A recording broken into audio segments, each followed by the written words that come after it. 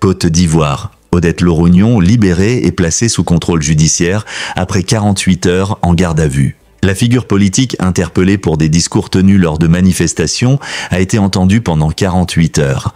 Le parquet dénonce des propos xénophobes et subversifs. Madame Nabri, sous-nom Marie-Odette, épouse Lorognon, plus connue sous le nom d'Odette Lorognon, a été libérée ce mercredi 1er octobre 2025 sous le régime du contrôle judiciaire après 2 jours de garde à vue. Son audition faisait suite à la diffusion de vidéos dans lesquelles elle tenait des propos que le ministère public juge de nature à mettre à mal la cohésion sociale. Une inculpation pour multiples chefs d'accusation. Ce mercredi 1er octobre 2025, selon un communiqué du procureur de la République près le tribunal de première instance d'Abidjan, le magistrat hors hiérarchie Koné Brahman, l'information judiciaire a été ouverte contre elle pour une série d'infractions, notamment provocation et incitation à l'insurrection, atteinte à l'autorité de l'État, diffusion de fausses nouvelles, xénophobie, tribalisme et outrage envers des autorités publiques. Les faits reprochés remontent à une manifestation à Bonnois le 27 septembre 2025, où une vidéo circulant sur les réseaux sociaux la montre, selon le parquet, tenant des propos à caractère haineux, xénophobe,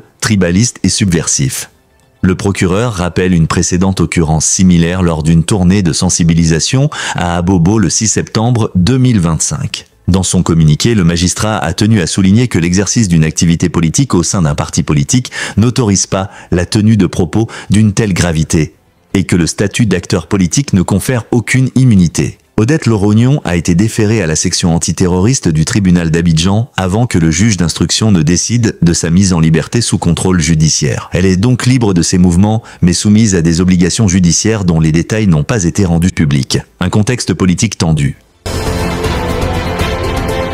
Cette affaire intervient dans un climat politique extrêmement tendu, à moins d'un mois de l'élection présidentielle du 25 octobre 2025. L'arrestation de figures de l'opposition est d'hier régulièrement dénoncée par les partis d'opposition comme une forme de répression politique. Interrogé sur ce sujet, le porte-parole du gouvernement s'est défendu de toute persécution politique après le Conseil des ministres, affirmant « Les personnes interpellées ne le sont pas pour leur appartenance à l'opposition, mais c'est parce qu'elles sont des justiciables ». Des sources proches de la défense de Madame Lorognon avaient évoqué son état de santé et son âge pour réclamer sa libération. Des arguments qui semblent avoir été pris en compte par la justice, qui a choisi la mesure du contrôle judiciaire plutôt qu'une détention préventive. L'instruction de cette affaire, qui mobilise des articles du Code pénal relatifs à la sécurité de l'État, s'annonce comme l'un des dossiers judiciaires les plus sensibles de cette période électorale.